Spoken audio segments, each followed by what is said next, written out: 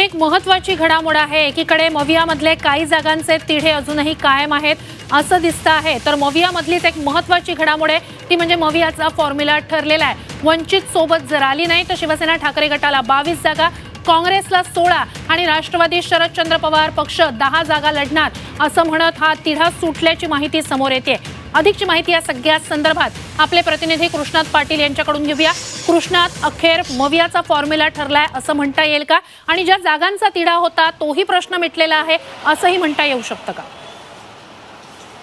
नक्की श्रुती, कारण गेल्या काही दिवसापासून चर्चेच्या अनेक फेऱ्या झालेल्या आहेत आणि वंचित बहुजन आघाडी ही सोबत न आल्यास जो फॉर्म्युला आहे तो 22 जागा ठाकरे गट लढणार, काँग्रेस ज्या आहेत त्या 16 जागा लढणार आणि उरलेल्या जागा ज्या 10 जागा आहेत त्या राष्ट्रवादी काँग्रेस शरद पवार गट लढणार। त्यामुळं ज्या 48 जागांचा जो फॉर्म्युला आहे तो बऱ्यापैकी सर्व जागांचा ठरलेला आहे आणि 22 जागावर ठाकरे गट लढताना दिसून येते। परंतु जर वंचित बहुजन आघाडी जर परत सामील झाली आणि येण्याचं जर मान्य केलं तर प्रकाश आंबेडकर यांच्यासाठी 5 जागा सोडण्याचा विचार देखील आहे, ज्यामध्ये या तिन्ही पक्ष आपापल्या जागा ज्या आहेत त्या दिल्या जाऊ शकतात। अकोला आणि प्लस आणखी 4 जागा या अशा प्रकारे वंचित बहुजन आघाडीला दिल्या जाऊ शकतात। परंतु हा फॉर्म्युला मग थोडासा चेंज होऊन प्रत्येकजण आपापल्या कोट्यातल्या जागा ह्या 5 जागा यामध्ये देऊ शकतात। परंतु आत्ता जो आहे तो वंचित सोबत न आल्यास अशा प्रकारचा एक फॉर्म्युला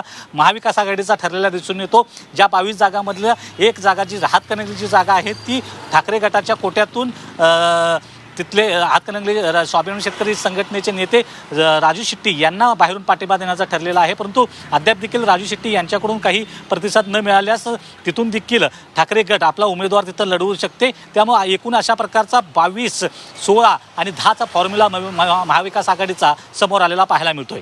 नक्कीच ही महत्त्वाची घडामोड म्हणावी लागेल। मवियामधला जागा वाटपाचा फॉर्म्युला जर वंचित सोबत आली नाही तर सुटलाय असं म्हणतं आहे, अशा एक फॉर्म्युला समोर येतोय। कृष्णात यात सगळ्यात महत्त्वाचा मुद्दा असा आहे तो म्हणजे काँग्रेसनं आपले जो एक आग्रह होता, भिवंडी असेल, सांगली असेल, या जागांबाबतचा आग्रह हा मागे केलेला आहे का किंवा एक पाऊल मागे गेली आहे का काँग्रेस, त्यामुळेच हा तिढा सुटलाय असं म्हणता येऊ शकतं का?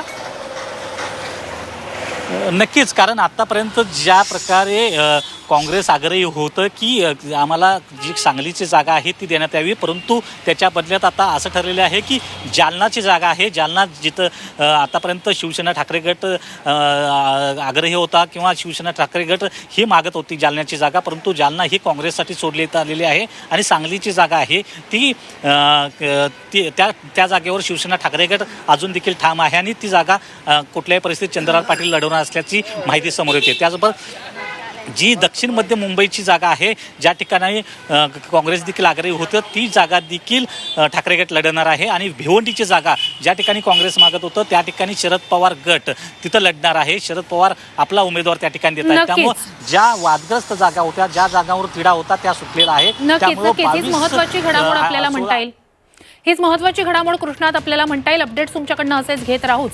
तूर्तास धन्यवाद।